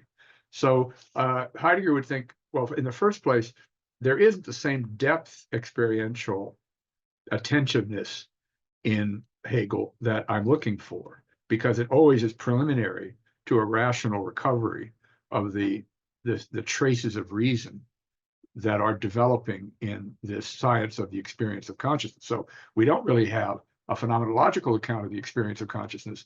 We have a science of consciousness, to use the alternate title of the phenomenology. And of course, I also have to mention, I mean, I'm sure you would disagree with this, but Hegel's point about the phenomenology is that the phenomenology doesn't lead us to the logic. It already presupposes that the absolute, as he says, is presupposed. I mean, the way in which all of Hegel works is the idea that the kind of putative failure of various modes or models of the subject's relation to the world in trying to articulate themselves is not just a matter of a kind of skeptically successful collapsing of one such model. It has an implication that has a logos. But that's only true, as all teleological accounts are, if something like the end is already fixed at the beginning. Otherwise, there can't be determinate negation. P are Q, but not both, not P, therefore Q. means you've already got P or Q you started out with. You see what I mean? So the Hegelian attempt to develop a position like this, and this actually is, I think, a deep point that for all Hegelians should be a credible point. Is it really possible anymore, especially to conceive of the work of reason in history in Hegel? Not the details of his philosophy of history, but given that Hegel thought in the philosophy of objective spirit, we've arrived at, basically in its inception, potentially a form of rational ethical life. And it turns out that wasn't true. That the form of ethical life we live in is permeated by grotesque irrationality, even on the Hegelian conception of rationality. Then what are the implications of that for somebody who's trying to reconstruct the basic Hegelian way of looking at the world? Since this notion of the dialectical transformation of reason is so important to it. However, to just express my own worry about this, you could ask, well, how much of Hegel's not being concerned with the question of, at least Heidegger's version of the question of the meaningfulness of being, contaminates the rest of his philosophy? How much of that contaminates the rest of it? Isn't it still quite interesting what Hegel says about the mind-world relation, the development, the importance of second nature in our understanding of ethical life, the role of Bildung, his conception of art as a collective expression of self-knowledge at a time? How much of all of that is compromised in some way by the fact that Hegel hasn't really addressed the question of the original availability of Bedeutsamkeit or significance in life? I'm not really sure. I think that the Hegelian point of view is it contaminates all of it, because all of it presupposes a kind of root notion of the availability of meaningfulness, fundamentally in terms of the problem of freedom, but in terms of the question of cognizability, we find ourselves unfree if we are without a self-conscious understanding of our intelligible relation with the world. That's another manifestation of unfreedom. That's why it's painful. That's why it means something, matters something to us, because of its instability and the homelessness it creates in our relation to the world.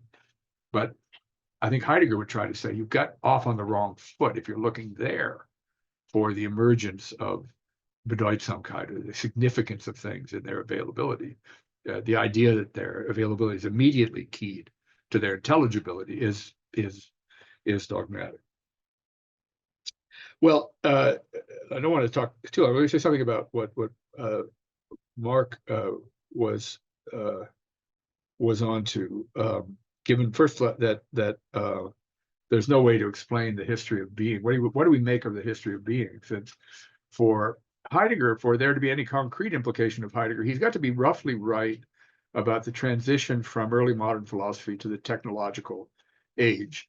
He's certainly right and prescient in talking about the way all aspects of meaning in daily life, for example, medical treatment, how we experience illness, how we are all sort of so suffused with technological imperatives that the very meaningfulness of everyday experience seems saturated in a way that is subjectivist, impositionist, manipulative, and is partly responsible for the devastation of the earth.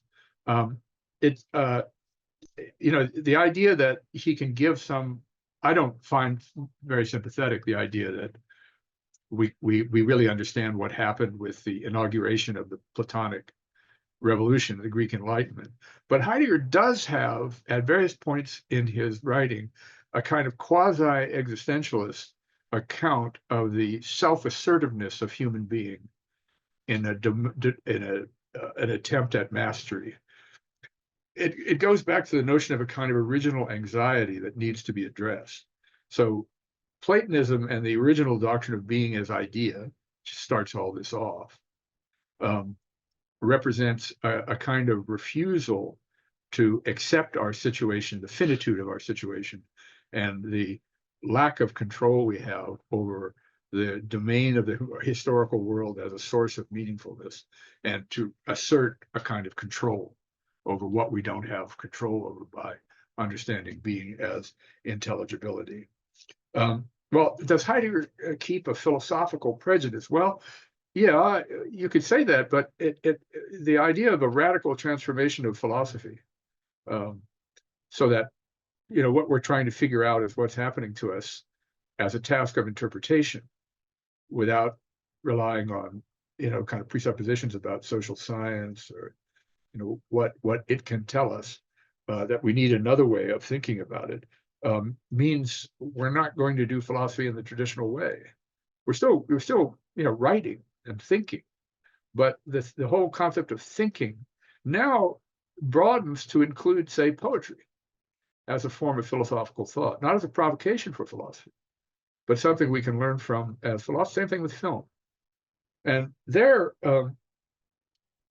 at some level, ideology critique and a kind of exposure is quite possible, because it's true to say sometimes we believe things we don't know we believe. And the famous phrase by Bernard Williams, there's a difference between what we think and what we really think. And in Heidegger, there's a difference between what we think we experience and what we really experience that is as paradoxical as all the rest of those.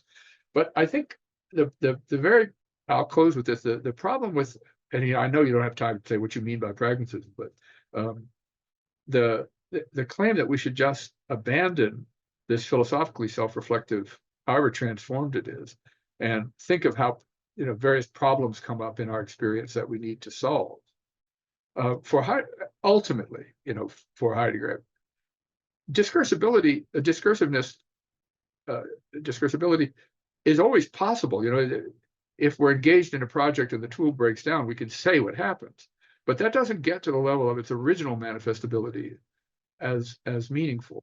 So that's not a pragmatist kind of approach, that the world shows up in terms of our tasks, because that's only one domain of the way in which the enterprises of Dasein are influenced by and attentive to various aspects of the world, without Dasein, they wouldn't be available. But the whole central problem for Heideggerian with pragmatism is, do we really understand what emerges as a problem? What a problem means to us, and what saliences of significance emerge in the problems we take to be important and the problems we don't take to be important. Rorty and other pragmatists like him, like Dewey, just assume that that's really just not very interesting a question. People are starving, the bridge has to be built, all of that just becomes, that's not true. What we take to emerge as salient, as a problem to be addressed, is already the provocation for philosophy, because it could be, as you point out, it could be a result of, say, the interests of those who are in the control or steering of the social direction of a society. So the interpretive moment and the assessing moment with respect to the problem of general meaningfulness still seems to be relevant and not avoidable by the pragmatists. Just, whatever needs to be done, let's do it. Well, what needs to be done? I'm going on too long, so I'll stop. But I'm deeply grateful for all of that. Really was extraordinary for me. Thank you, Robert. Peter, Andreja, Mark, do you want to make some comments before? Vidura, do you have any questions, people? No one's raised their hand or sent me a message. Okay. So, but I think if you kind of point that out, people will start Okay, doing it. let's have a quick response by Peter, Andreja, and Mark, if you have some. Peter? Just one second. There we go. Okay. Can you hear me? Yeah. Thank you, Bob. This was fascinating. I really liked the other comments and your responses. I'll just ask one question, which maybe foregrounds some of my doubts here. It seems to me that Heidegger may be operating here with a needlessly narrow conception of rationality.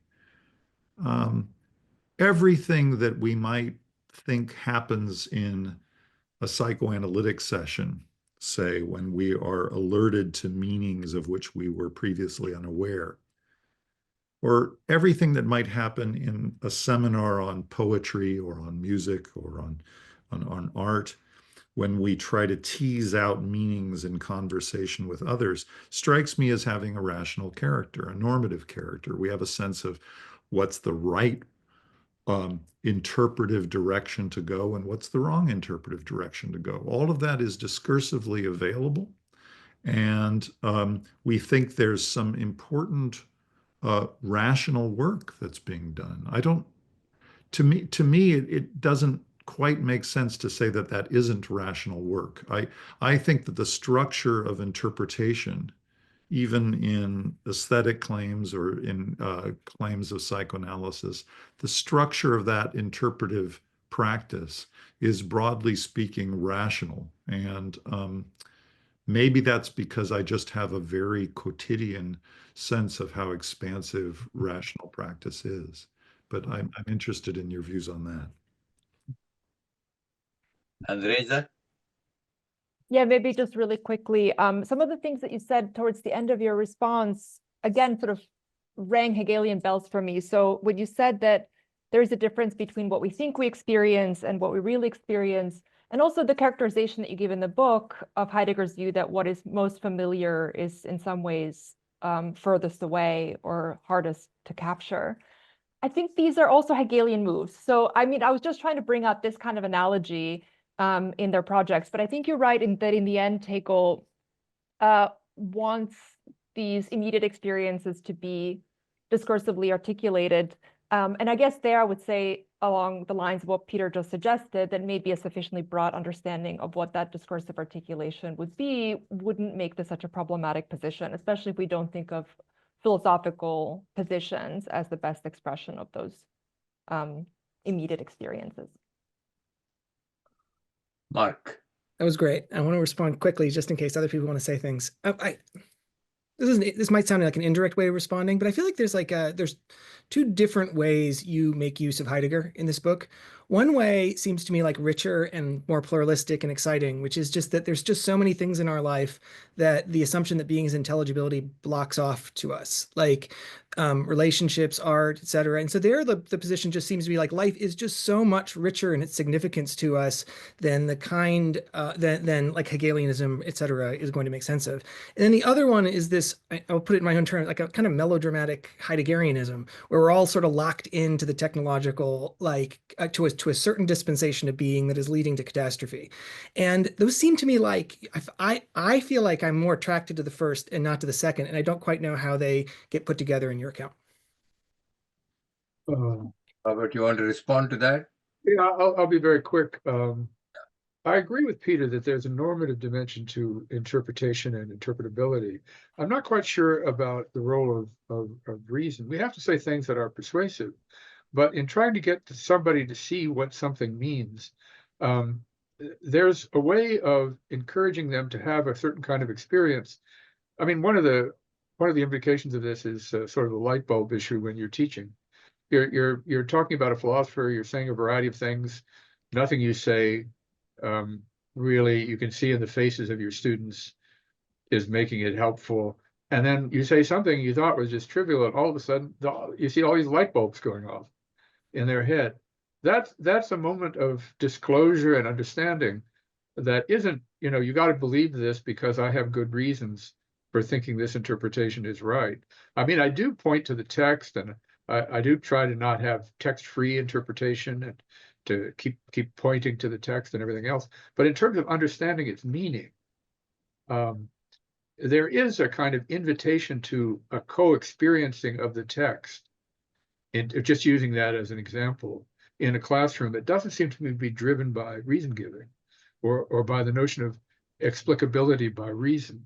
I mean, the line that keeps going through my head recently is the end of Lowell's poem, The Union Dead. A savage servility slides by on Greece, which is kind of perfect for the modern age of what people are doing with Trump. Savage servility slides by on Greece. If I try to understand what's being appealed to there, I start talking about a lot of things about servility, why it should be savage, what the grossness of using the word Greece it is doing in the poem and everything else like that. But I'm not going to get anywhere until somebody gets it. And I think the phenomenon of getting it in that sense is so fundamental in understanding another, or in understanding a film, or in understanding aspects of human life, that I would agree it's normative. There is a right and wrong, but getting to it isn't driven methodologically. And I think of reason as requiring some sort of methodological structure to be really reason. You're certainly right, Andreja, about the resonances. I didn't emphasize that enough in the book. I should say the thing that always attracted me to Hegel, and still does, was that he was the first philosopher to try to give philosophy a historically diagnostic task. What philosophy should do is to try to help us understand this life, not that one, not the transcendent, the ideal, but philosophy is its time comprehended in thought. And Hegel was a genius in inventing a kind of way of doing that wasn't empirical or in the traditional sense, moral, ethical, kind of, telling the world how it ought to be. So there's a moment in Hegel that is just as fantastically historically significant as any I admire still greatly. And Heidegger is a kind of competitor on the issue of the right diagnosis. Hegel's is the incompletion of the conatus of reason in the realization of freedom. That's his diagnosis of any age. It's incomplete realization of freedom because of the incomplete reality of reason, understood as Hegel does, not as Weber does or somebody like that. I don't think that's completely negated by Heidegger. There's a lot to think about with respect to that issue in the modern world. But there's something, I think, at least Heidegger awoke me to something deeper, I think. And Marx's two uses of Heidegger showing us how the logical prejudice blocks us from appreciating other dimensions in human. First of all, I don't think that's unconnected to the second issue you raised about just how bad a shape we're in. The answer to the first one depends on how much is being blocked off. And if you think of what's going on in the teaching of the humanities in universities and in philosophy and so forth, I would say there's an enormous amount being blocked off, not considered credible, not considered authoritative, worth working on, worth thinking about, and so forth. That is responsible for the catastrophe where suffering is. One can't have one without the other. There's just too much that, I mean, if we turn over aesthetics to neuroaesthetics, if we turn over literature to evolutionary theory, if we turn over all interpretation to cultural studies, if we, it's starting to sound like the grandfather I am, but we're in a lot more trouble than being able to make selective use of Heidegger just to say, let's not block off so much. Well, we already have, and we don't seem to understand how to get out of it as we keep going further and further down the line of the danger that Heidegger mentioned. But I'll stop there. Okay, Vidra, we have any questions? I haven't received any questions, Dilip. Okay, this is this is, as I said, our 20th episode and the first one directly on philosophy. So I didn't want this to be a conversation between just 4 philosophers. And let's see if there's anybody else has something to say, especially Heidegger belongs to more than to philosophy.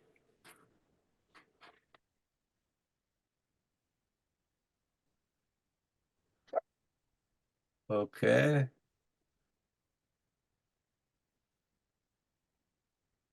Well, yeah. We have a raise. Oh, okay. Antoine, could you just ask your question? Yeah. Thank you all. It's a philosophy question though, so I'm sorry. That's okay. But it is a philosophy question though. I want to go back to a point that was raised by Peter Gordon about how attunements must be in some sense discursively articulable. Otherwise, if I recall the point, otherwise there would be something self-defeating or contradictory in the actual laying out of a fundamental ontology. I take it that you were referring especially to the writings of the 90s around of the 20s around being in time, and I suppose that we could say, I mean, I don't know exactly what Robert would say, but it seems like late Heidegger is very sensitive to the problem of writing in a way that would defy discursivity or discursive articulability. But it seems to be indeed a problem in the 1920s.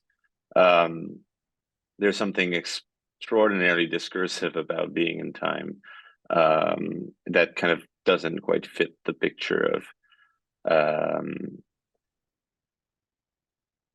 or at least the picture of an interpretation of Heidegger where attuned disclosure is really the fundamental issue. So if Professor Pippin wants to say something about that, and maybe Peter Gordon could come back to it as well, I'd be grateful. Well, yeah, it's certainly true that Being in Time is a technically difficult book with written in discursive prose. But it is really still a phenomenological book. And I agree with the recent books by Thomas Sheehan that the best way of understanding Heidegger is to think of phenomenology as surviving through all the various transformations in his philosophical language. But I don't think the point of Being in Time is to translate some kind of meaningfulness into discursive prose. It doesn't do that. It's about doing that.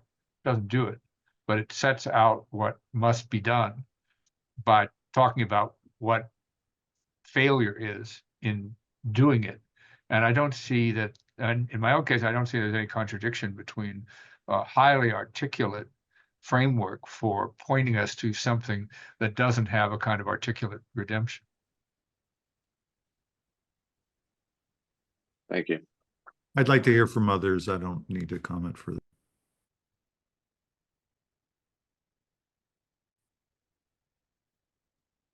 There's another question. Sundar.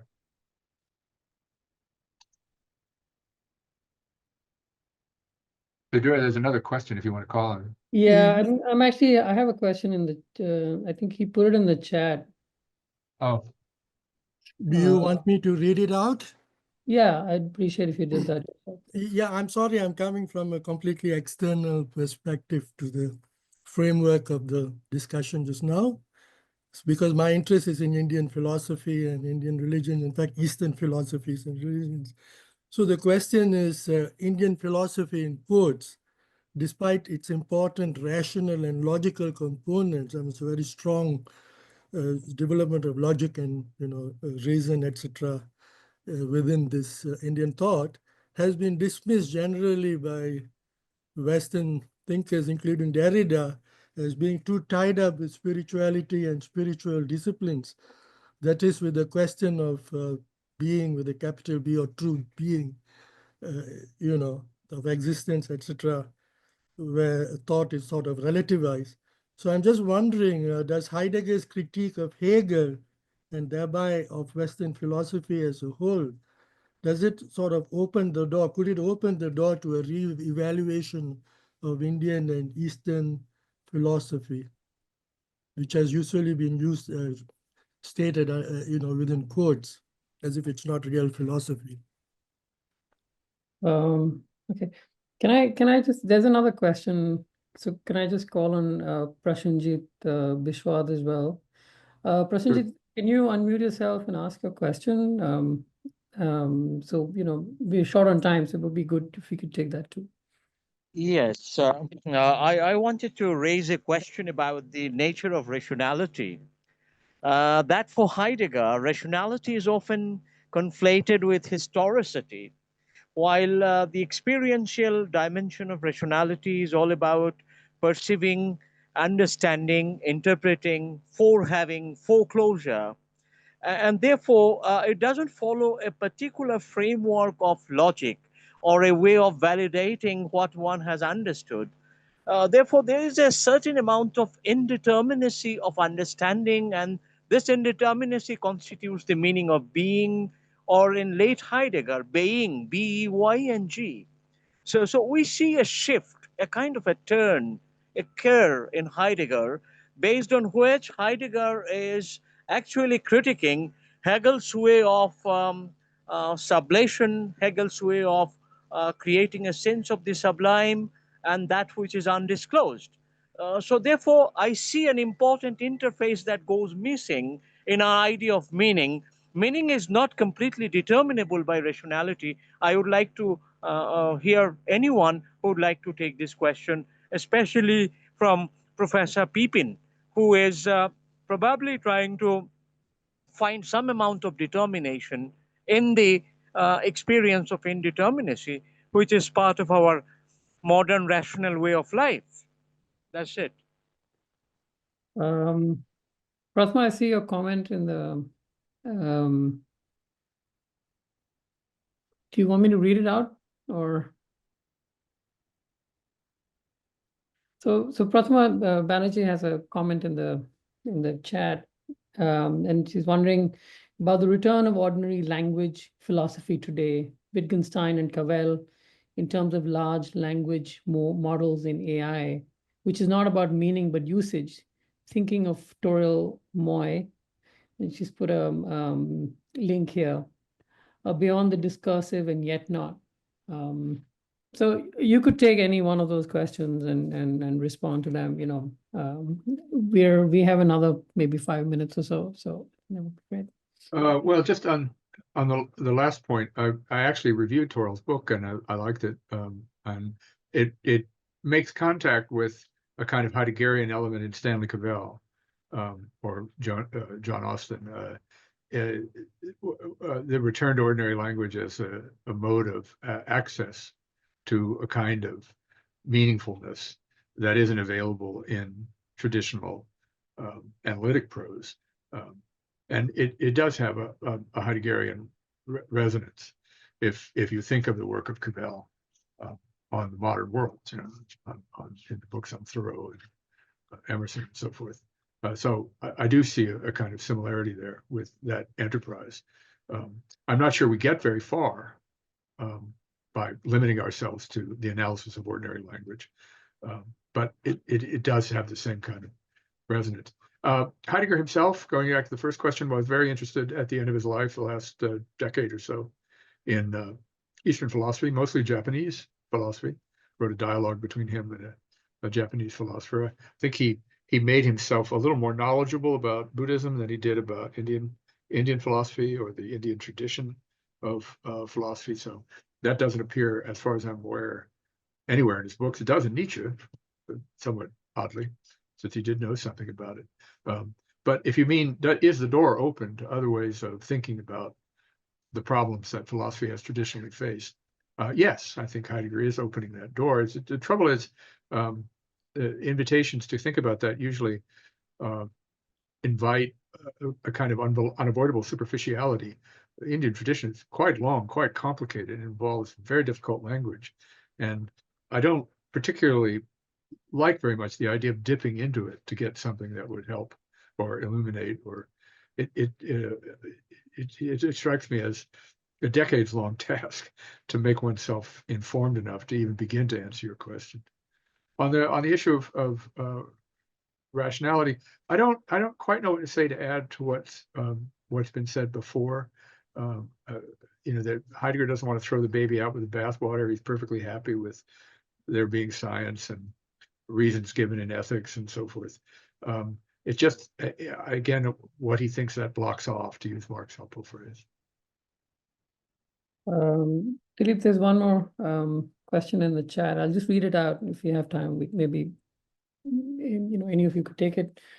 To what degree, and this is a question by Alan Feldman, to what degree the availability of meaningness is modified by Sherman's reading of action in Heidegger as anarchic, as lacking ground? Further, what is the role of epochal closure in the withdrawal of meaning availability? Well, that question involves understanding Reiner's last book, especially. I knew Sherman and admired him very much, and I like this idea of the anarchic in Heidegger. I will say it seems to me the best, most accessible way of understanding what he's getting at is the kind of contingency of mattering. another way of talking about its groundlessness.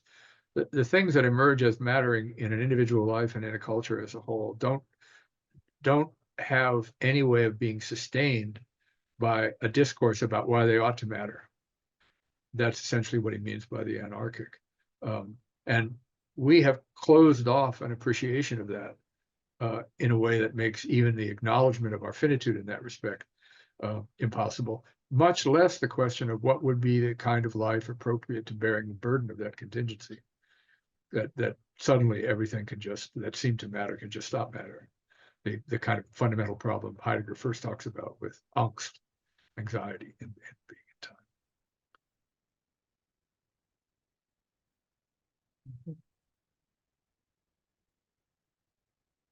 Dilip, you're muted. We can't hear you. Because okay, thank you so much for participating in this extraordinary session. It's the 20th session, so it's a significant one. So thank you, Professor Pippen, and thank you, Professor Gordon, thank you, Professor Novakovic, and thank you, Mark. And I call him by first person because he's my colleague. And it has been an extraordinary 2 hours. And what you can see is so many of almost 60% of our people are still here, so which is a very good record. Thank you so much for participating in this session, and I hope to see you again soon. Thank you very much. Bye-bye. Thank you, all of everybody. you. Thank you.